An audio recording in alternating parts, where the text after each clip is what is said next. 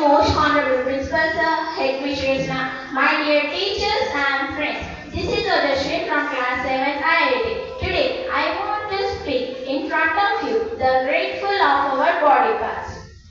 I am grateful for the eyes that I can see, the activities that can done by me.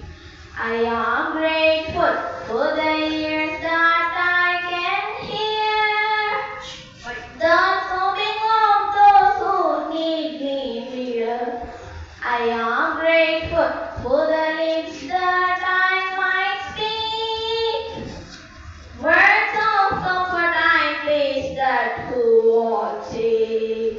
I am grateful for the mind that I might know how to aid those who need me so.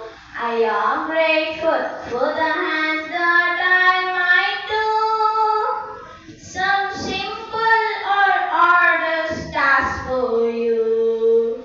I am grateful for the ability to always pray, to gain the strength and guidance every day.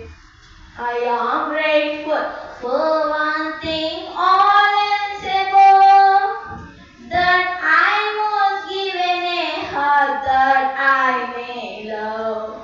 I am very much thankful for Principal Sir for giving this opportunity to speak in front of you. At the same time, I am very much thankful to Norfolk